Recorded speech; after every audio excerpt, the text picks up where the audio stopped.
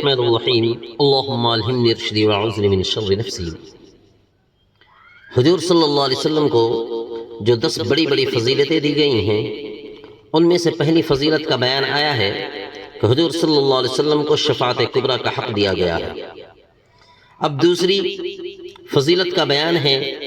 کہ دوسری جو بڑی فضیلت ہے حضور صلی اللہ علیہ وسلم کو جو دیا گیا، وہ حوض کوثر کا حق دیا جائے گا جو کسی اور کو نہیں دیا گیا ہے۔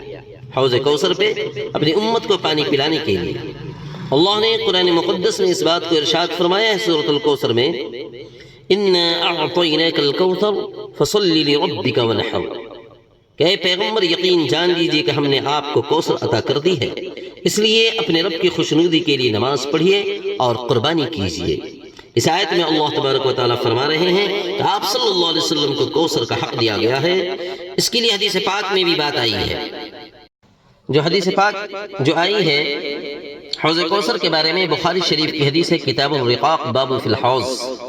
عن عبد اللہ بن عمرو رضی اللہ تعالی عنہ قال قال النبي صلى الله عليه وسلم حوضي مصيرة شهر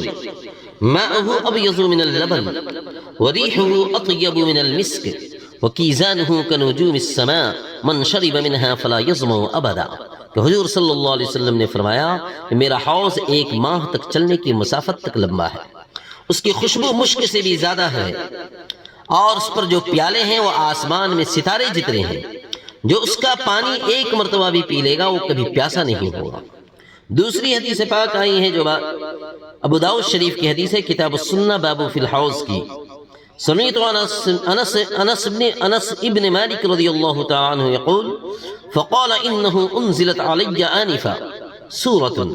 فقرأ بسم الله الرحمن الرحيم إنا أعطيناك الكوثر حتى ختمها فلما قرأها قال هل تدرون ما الكوثر قالوا الله ورسوله أعلم الى آخرہ، او کما قال علیہ الصلوۃ والسلام، کہ حضرت انس بن مالک رضی اللہ عنہ فرماتے ہیں جس کا مفہوم یہ ہے کہ حضور صلی اللہ علیہ وسلم نے فرمایا مجھ پہ ابھی ایک سورت اتری ہے، پھر بسم اللہ الرحمن الرحیم پڑھ کر انا اعطیناک الکوثر سورت کو اخیر تک تلاوت فرمائی۔ جب تلاوت کر چکے تو پوچھا کہ آپ کو معلوم ہے کہ کوثر کیا چیز ہے؟ تو لوگوں نے کہا کہ اللہ اس کے رسول کو معلوم ہے۔ تو آپ صلی اللہ علیہ وسلم نے فرمایا کہ ایک نہر ہے، اللہ نے جنت میں مجھ سے اس کا وعدہ کیا ہے، اس نہر میں بہت ہی خیر ہے، اس پر حوض ہے، قیامت کے دن اس پر میری امت آئے گی، اس پر جو برتن ہیں وہ ستاروں جتنے ہیں۔ اس لیے ان حدیث پاک اور آیت مبارکہ سے پتہ چلتا ہے کہ حضور صلی اللہ علیہ وسلم کو حوض کوثر دیا جائے گا جو کسی اور کو نہیں دیا جائے گا۔ اللہ تعالیٰ ان فضیلتوں پہ عمل کی توفیق نصیب عطا فرمائے۔